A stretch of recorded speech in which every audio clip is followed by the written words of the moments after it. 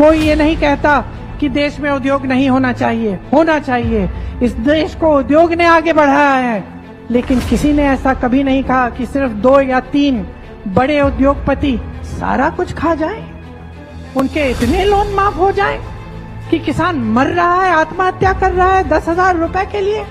किसान अपनी बेटी की शादी नहीं करा पाता, कर्ज लेना पड़ता है, कर्ज चुका नहीं पाता, आत्महत्या करता है। और बड़ा उद्योगपति जिसके पास हजारों करोड़ पहले से है, जिनके आलीशान बंगले हैं, जिनकी शादियां ऐसे होती हैं जैसे पुराने जमाने में महाराजाओं की होती थी, उनके कर्ज आप माफ कर रहे हैं, गरीबों के कर्ज माफ नहीं कर सकते। तो गरीब को पूछेगा कौन? किसान के बेटे को पूछेगा कौन? मजदूर के बेटे को पूछेगा कौन? मेरी बहनें, आपकी बेटियों को पूछेगा कौन?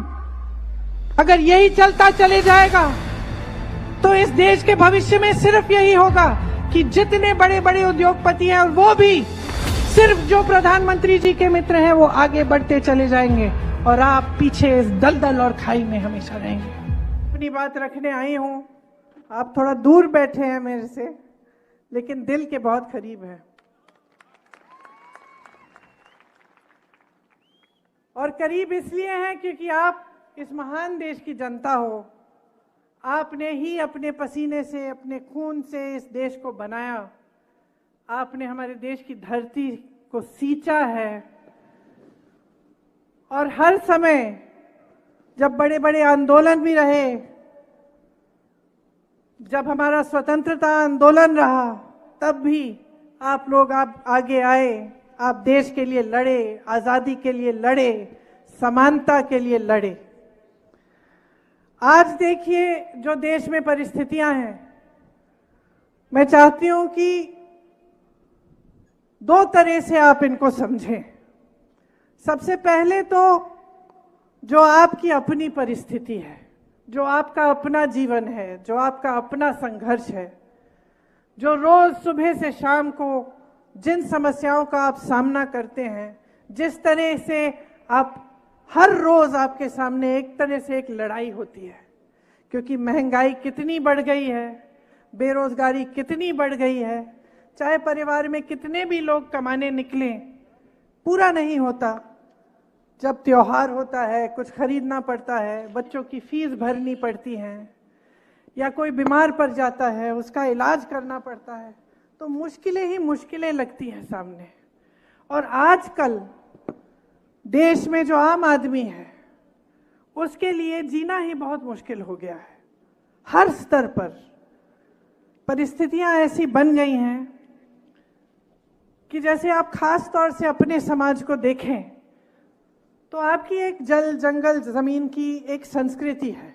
मेरी दादी जी इंदिरा जी हमेशा कहती थी कि उनके दिल में सबसे ज्यादा आदर आपकी संस्कृति के लिए इसलिए था क्योंकि आपकी संस्कृति में चाहे जल हो, चाहे जमीन हो, चाहे जंगल हो, उसे बहुत आदर से, प्रकृति को बहुत आदर से, और प्रकृति के जो खुद की जो प्रकृति के नियम हैं, उनका आदर करते हुए आपने अपने जीवन में नियम बनाए। तो दादी जी हमेशा कहती थी कि सबसे ज्यादा वह आदिवासी संस्कृति का आदर करती थी। इसीलिए जब देश स्वतंत्र हुआ और जब हमारा संविधान बना, तो उस संविधान में खास तौर से सबको समान अधिकार मिला, ताकि चाहे वो आदिवासी हो, चाहे दलित हो, चाहे छोटा सा किसान हो कहीं, चाहे अपना कोई कारोबार करता हो, या फिर कोई बड़ा बिजनेस करता हो, या प्रधानमंत्री हो, या मंत्री हो, या कोई रईस आदमी हो, सबका एक समान अधिकार इस संविधान ने हमें दिया। और इस संविधान को बनाने के लिए, हमारी आजादी के लिए हमारे बड़े बड़े महापुरुष लड़े। तो इस संविधान ने अगर आपको कुछ दिया है तो ये जल जंगल जमीन का जो अधिकार है वो दिया है, वोट का अधिकार दिया है, समानता का अधिकार दिया है, आरक्षण का अधिकार दिया है।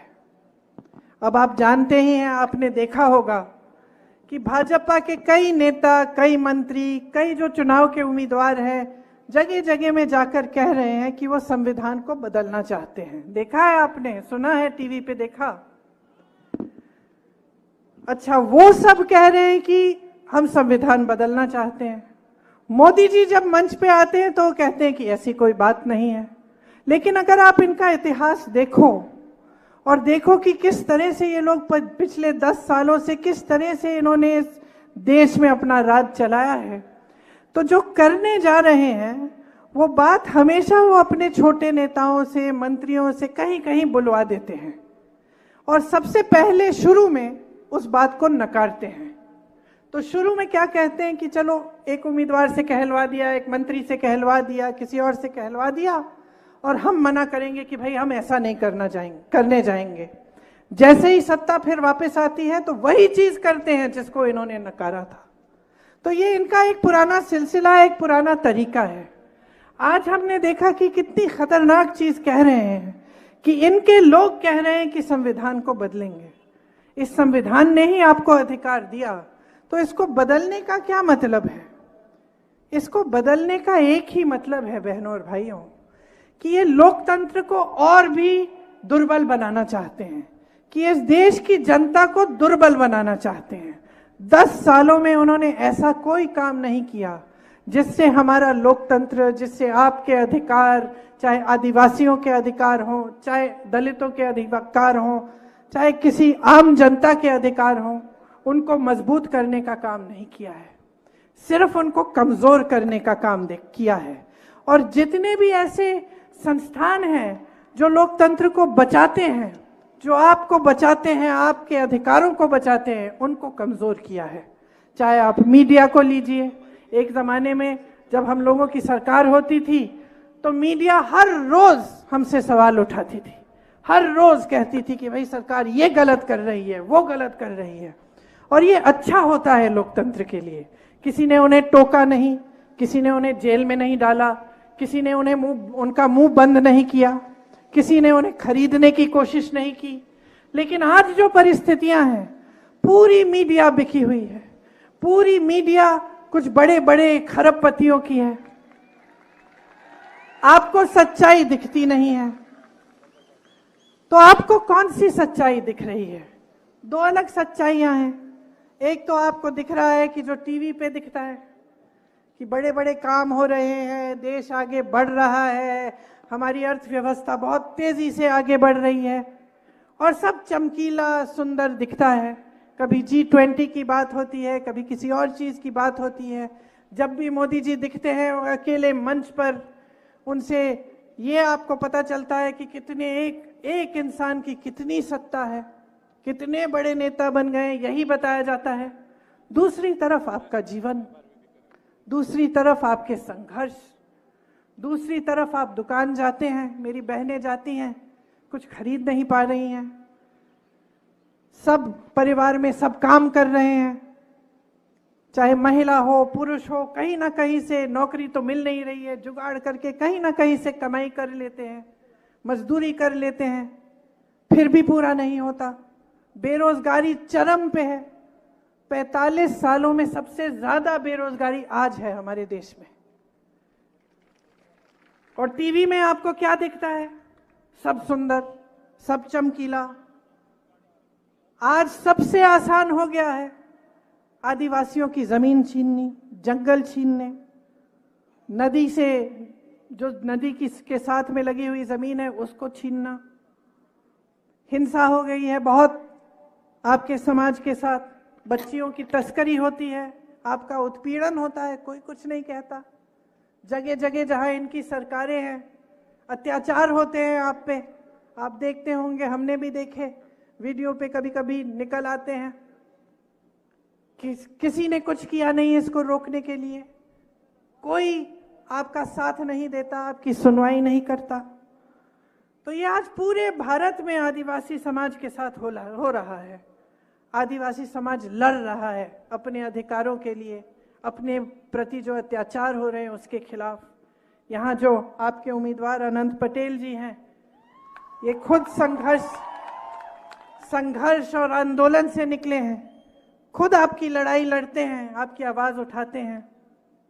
शायद आपको पता नहीं होगा, बहुत चर्चा है कांग्रेस पार्टी के मैनिफेस्टो मतलब घोषणा पत्र के बारे में। इस बार हमने इसे न्याय पत्र का नाम दिया है। न्याय पत्र का नाम इसलिए दिया है क्योंकि हम देख रहे हैं, जिस तरह से आप देख रहे हैं और आपको अपने जीवन में महसूस हो रहा है कि पिछले 10 सालों से बहुत बड़ी बड़ी बातें की गई हैं, लेकिन आपके जीवन में तरक्की नहीं आई, आपको न्याय नहीं मिला। इसी तरह से राहुल जी, कांग्रेस के नेता, कांग्रेस के हमारे अध्यक्ष महोदय जी खड़गे जी और सब नेता सब देख रहे हैं कि 10 सालों में सिर्फ अन्याय ही अन्याय हुआ है आप सबके साथ। इसीलिए हमने इस बार अपने घोषणा पत्र का नाम ही न्याय पत्र लिखा और राहुल जी ने एक न्याय यात्रा निकाली जिसमें वो गुवाहाटी से मुंबई तक चले और कन्याकुमारी से कश्मीर तक तो पैदल चले, उससे पहले 4000 किलोमीटर, ये कहने के लिए कि अब देश को न्याय चाहिए, देश के गरीब को न्याय चाहिए, देश के किसान को न्याय चाहिए, देश के आदिवासी को न्याय चाहिए, देश के दलित को न्याय चाहिए, क्योंकि आपके साथ अन्याय हो रहा है। तो हमने जो न्याय पत्र बनाया है उसमें हमने काफ़ी ऐसी स्कीम और काफ़ी ऐसी गारंटी हम लाए हैं जो हम पूरा करके आपको दिखाना चाहते हैं। आपने देखा होगा कि जहाँ जहाँ हमारी सरकारें हैं, चाहे कर्नाटका में हो, चाहे छत्तीसगढ़ में रही थी, चाहे आज हिमाचल प्रदेश में है, तेलंगाना में है, वहाँ वहाँ जो गारंटी हमने चुनाव से पहले दी उनको हम आज पूरा करके दिखा रहे हैं। आप कर्नाटका में किसी भी महिला से पूछ लीजिए क्या वो फ्री में बस यात्रा करती है, वो बोलेगी कि हाँ कर रही हूँ। किसी भी महिला से पूछिए कि क्या आपको हर महीने 2000 रुपये मिल रहे हैं सरकार से, वो मना नहीं करेगी, कहेगी कि हाँ जब से कांग्रेस की सरकार आई है मुझे मिल रहे हैं। तो इसी तरह से हमने खास आपके समाज के लिए कुछ हम गारंटीज लाए हैं। हम एक विशेष बजट आपके लिए जारी करेंगे और जो वन अधिकार का कानून है जिसमें आपको पट्टे जो पट्टे आपको मिले थे उनका फैसला 1 साल के अंदर अंदर हम करवाएंगे। SC/ST का जो सब प्लान है उसको हम लागू करेंगे और आदिवासियों की जहाँ पे ज़्यादा जनसंख्या है उन जगहों पे, उन क्षेत्रों को हम अनुसूचित क्षेत्र घोषित करेंगे ताकि आपको सब सुविधाएं मिले। और जो मजदूरी है, न्यूनतम मजदूरी हम 400 रुपए की करेंगी ताकि कोई आपका शोषण न कर पाए। देखिए यहाँ पे प्रवासी बहुत हैं। मुझे याद है कोरोना के समय यूपी और बिहार के बहुत सारे लोग यहाँ पे फंस गए थे। मोदी जी की सरकार ने तो कह दिया एक दिन में कि सब कुछ लॉकडाउन हो गया है, बसें बंद, ट्रेनें बंद, दुकानें बंद, और लोगों को इतनी पीड़ा हुई। गुजरात से उत्तर प्रदेश तक, बिहार तक पैदल निकले, किसी को पता नहीं था पहुंचेंगे कि नहीं और कोई चारा ही नहीं छोड़ा। मुझे याद है उस समय एक लड़का अनूप तिवारी यूपी का था, चाय बेचते थे वो, टीवी पे हमने उनको देखा। उस समय इतनी दिक्कत हो रही थी, इतना दुख हो रहा था कि समझ में नहीं आ रहा था लोगों को कि क्या करें। उस समय अनूप टीवी पे आए और रोने लग गए। और जब हमने ये देखा तो हमने अपने ऑफिस में किसी से कहा कि भाई ढूंढिए इन्हें, इनसे बात करने की कोशिश करिए, हम मदद करना चाहते हैं। और उनके जरिए 7000 टिकटों की व्यवस्था हुई।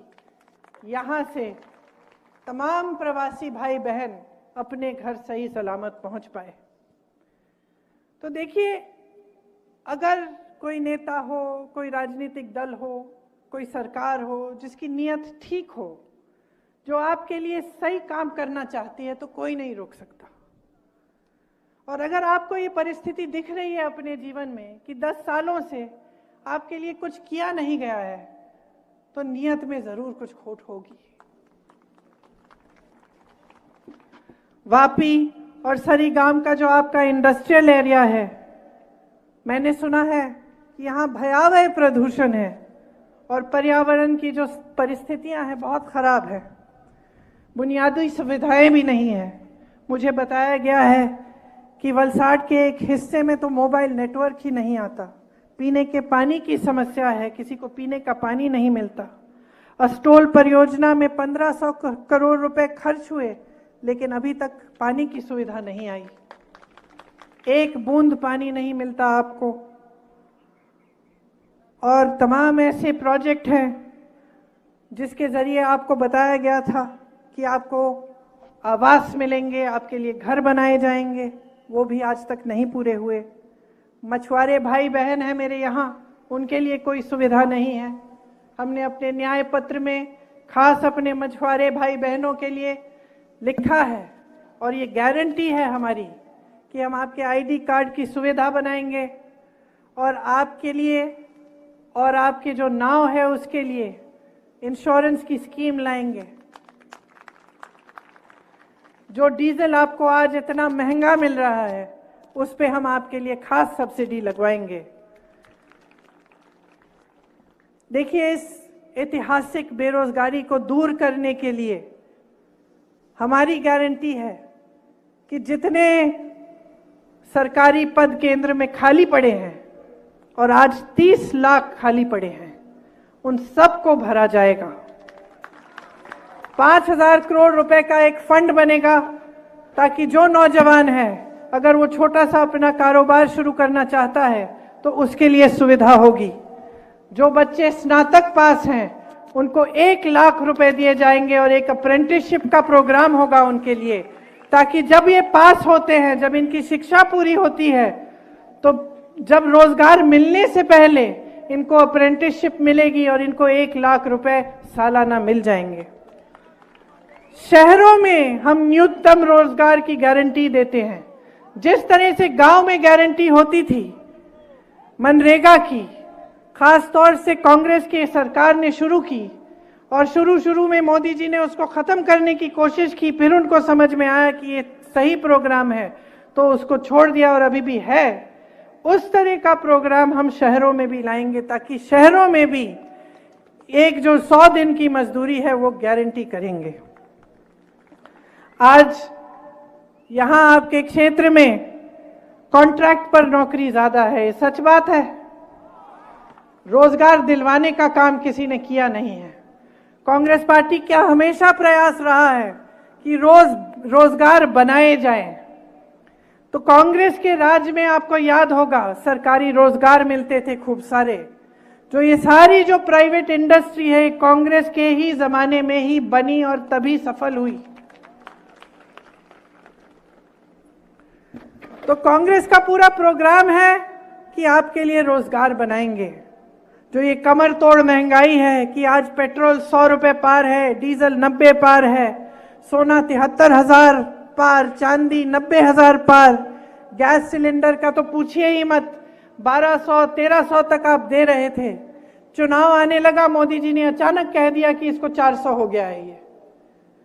तो आप सोचिए, अगर चुनाव के पहले 400 कर सकते थे तो फिर आपको इतने सालों के लिए क्यों तड़प पाया? तो आप सालों के लिए 1,000 रुपए, 1,100 रुपए, 1,200 रुपए क्यों दे रहे थे सिलेंडर के लिए? क्योंकि जब चुनाव आता है तब इनको आपके प्रति हमदर्दी आती है, बाकी समय आपके बारे में सोचते नहीं हैं। जब ये आते थे चुनाव, पिछले चुनाव के प्रचार के लिए, तो आपको ये दिखाया जाता था जैसे सुपरमैन आ रहे हैं, सारी ताकत इनके पास है कि नहीं?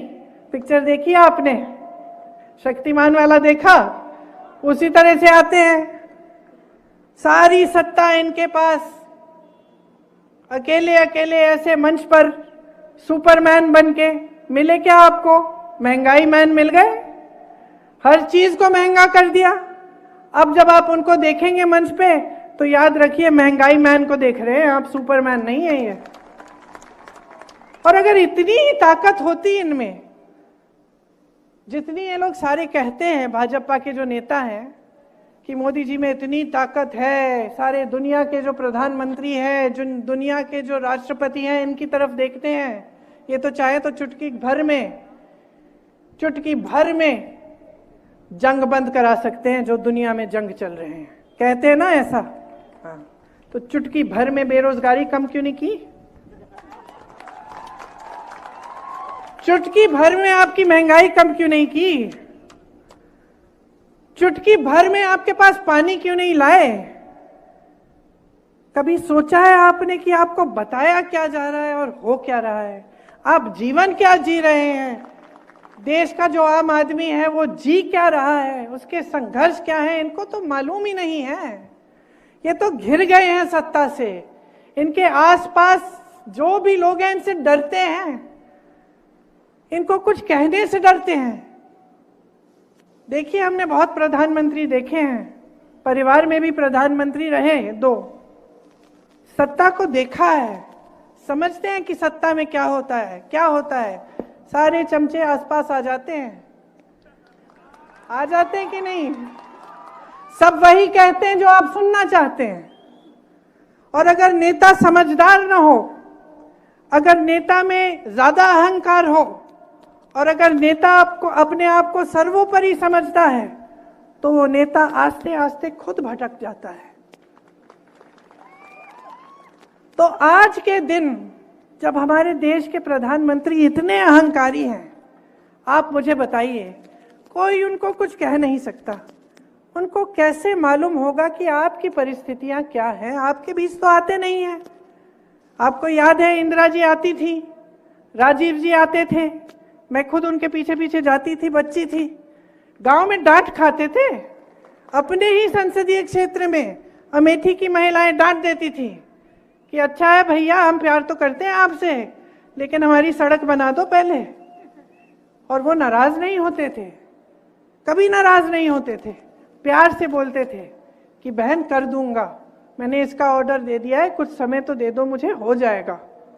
ये थी हमारी परंपरा, और ये हमारी पुरानी परंपरा है देश की। इंदिरा जी तो कितना आई। मैं छोटे से छोटे आदिवासी गांव में जाती हूँ, छोटे से छोटे घर में मुझे एक महिला मिलती है, बूढ़ी सी, बताती है कि मैंने आपके लिए, आपकी दादी जी के लिए मैंने खीर बनाई थी। और मुझे खुद ताज्जुब होता है कि दादी जी उस जमाने पे पहुंची कैसे?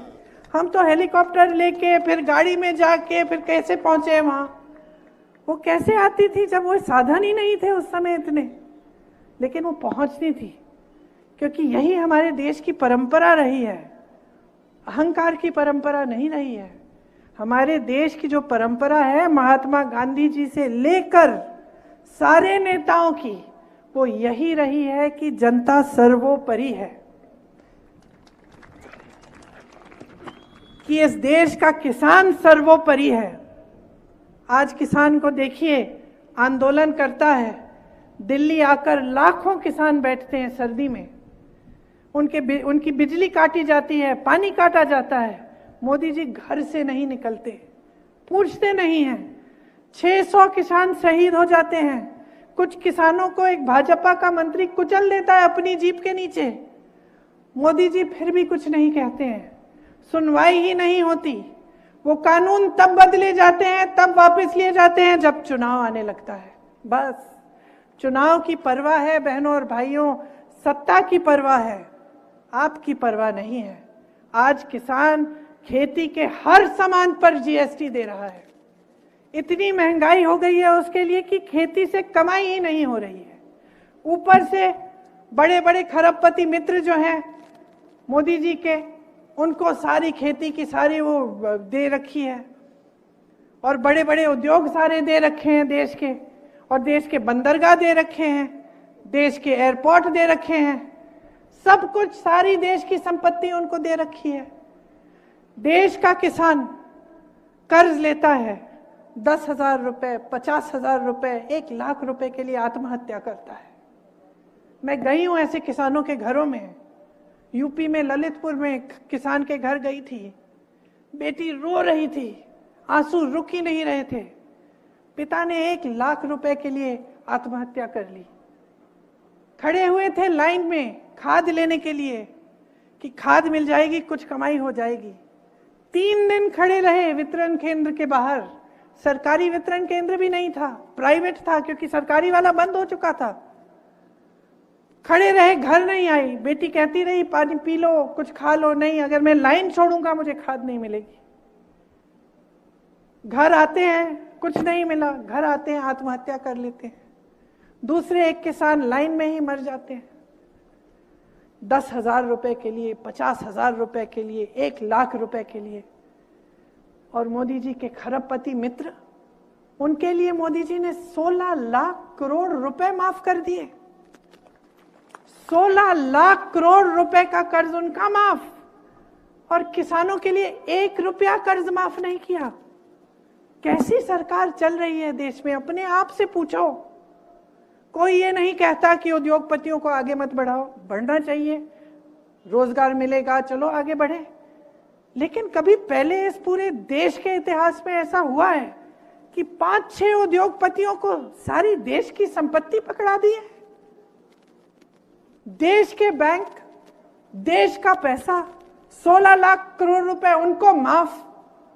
15,000 करोड़ का गन्ने का बकाया होता था यूपी के किसानों का कोविड से पहले ही, 15,000 करोड़, इनको आपने 16 लाख करोड़ माफ कर दिए। 15,000 करोड़ का जो गन्ने का बकाया था वो भी नहीं दिया, उसके बजाय 20,000 करोड़ रुपए इन्होंने नए संसद को बनाने में लगा दिए, जबकि अच्छा खासा संसद था। तो सोचिए सरकार सोच क्या रही है, इसकी नीयत क्या है, किसके लिए चल रही है? इस देश के गरीब के लिए चल रही है? इस देश के मिडिल क्लास के लिए चल रही है? इस देश के अधिकारी के लिए चल रही है जो पेंशन मांग के थक गया? कांग्रेस की जहां जहां प्रदेश की सरकार है वहां आज ओपीएस लागू है, भाजपा की सरकारों में लागू ही नहीं है। अधिकारी घबरा रहे हैं, कह रहे हम नौकरी के लिए जब गए थे तो हमें यह आश्वासन था कि रिटायर होंगे तो हमें पेंशन मिलेगा, कि हमारा जीवन अब सुरक्षित है।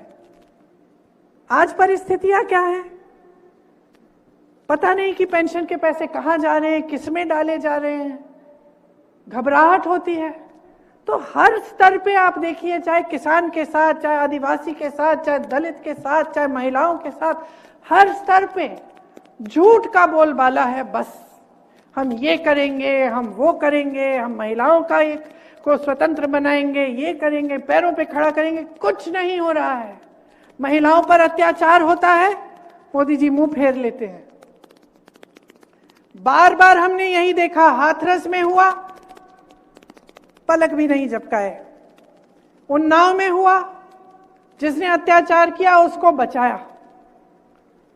उसके बाद ओलंपिक वाली जो हमारी मेडलिस्ट हैं, जब ओलंपिक का मेडल जीत के आई तब मोदी जी ने घर बुलाया, चाय पिलाई, फोटो खिंचवाई। जब वही लड़की सड़क पे बैठ के कहती है मुझे न्याय चाहिए, मेरे साथ गलत हुआ है, मेरे साथ अत्याचार हुआ है, मोदी जी का घर 1 किलोमीटर दूर भी नहीं है, निकल के भी नहीं आते, उसको तब बुलाते नहीं है चाय पे।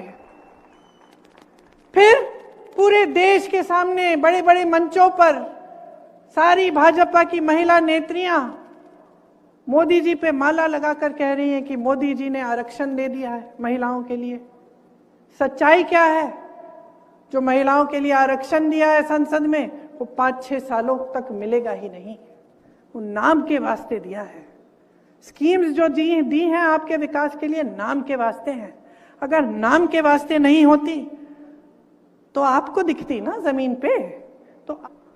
तो मेरा मतलब ये है कि जो आपका जीवन है ना, वही सच्चाई है और कोई सच्चाई नहीं है। और ये जो है, ये बात जो है गहरी बात है, ये हिंदू धर्म की पुरानी परंपरा है। जितने भी संत महात्मा रहे वो हमेशा यही कहते थे, अपनी सच्चाई देखो, अपने अनुभव पर उतरो। मैं कोई संत महात्मा नहीं हूं, लेकिन यहां खड़े होकर एक जिम्मेदारी तो महसूस करती हूं आपके प्रति। मेरे परिवार के सदस्यों ने अपना जीवन दिया इस देश के लिए। आपके पूर्वजों ने स्वतंत्रता आंदोलन में अपना खून पसीना बहाया।